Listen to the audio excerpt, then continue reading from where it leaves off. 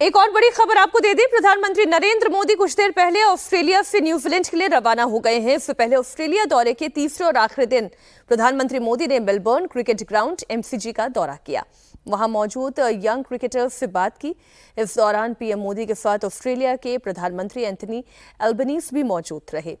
Cricket team के पूर्व कप्तान स्टीव वॉ भी थे। पीएम मोदी ने कहा कि ऑस्ट्रेलिया के बिग बैश लीग की ओपनिंग मैच इस साल 12 दिसंबर को चेन्नई में होगी। ये पहली बार होगा जब किसी विदेशी क्रिकेट लीग का मैच भारत में होगा। प्रधानमंत्री ने क्या कहा वो आपको एक बार सुना देते हैं।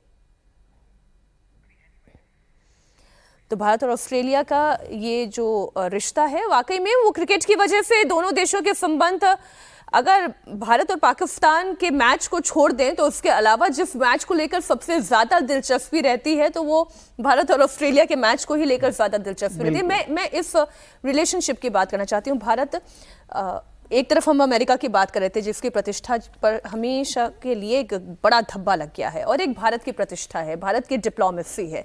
ये कैसे आगे बढ़ रही है? देखिए, ये इतनी अच्छी बात है। ये ऑस्ट्रेलिया में प्रधानमंत्री का इस बार का दौरा इतना अच्छा रहा है, और ये दौरा ऐसे समय में हुआ है जब जापान की प्रधानमंत्री सनाए तकाइची हमारे यहाँ से आकर के गई हैं।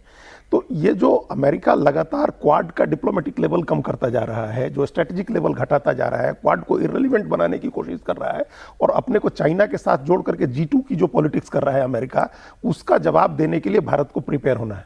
और उसके लिए भारत तभी तैयार होगा जब जापान और ऑस्ट्रेलिया को भारत एक साथ लेगा। ये मामूली बात नहीं थी कि अपनी नेशनल सिक्योरिटी पॉलिसी में अमेरिका ने इंडो पैसिफिक से इंडो हटा दिया। पैसिफिक कहेंगे या US पैसिफिक कहेंगे, इंडो पैसिफिक है वो।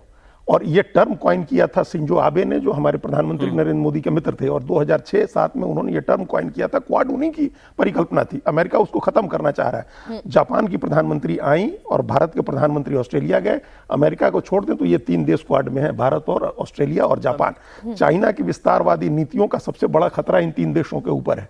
तो ये प्रधानमंत्री जो अभी डिप्लोमेसी कर रहे हैं वो एक बड़े स्ट्रेटेजिक उसमें आपको स्पेक्ट्रम में देखने की जरूरत है। एक तो ये बड़ी तस्वीर है।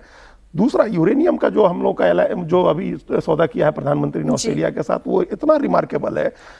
ऑस्ट्रेलिया चीन को नहीं बेचता है यूरेनियम अपना, और जो चौथा सबसे बड़ा देश है जिसके पास यूरेनियम है, 1/4 यूरेनियम ऑस्ट्रेलिया के पास है, वो चीन को नहीं बेचता है। चीन अपना यूरेनियम खरीदता है नाइजर से और नामीबिया से या कजाकिस्तान से खरीदता है। हम लोग भी कजाकिस्तान, उज्बेकिस्तान से खरीदते हैं। भारत ऑस्ट्रेलिया से लेंगे, हम ऑस्ट्रेलिया से लेंगे।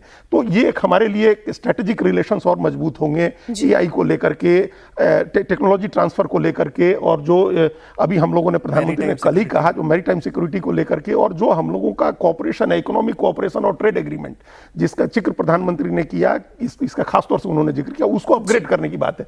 तो ये ओवरऑल भारत की डिप्लोमेसी, अमेरिका के ऊपर डिप्लोमेटिक और स्ट्रेटेजिक जो हम लोगों का डिपेंडेंस था, वो सब कम करने के लिए जापान और ऑस्ट्रेलिया के साथ जो डिप्लोमेसी हुई है, ये दोनों रिमार्केबल है।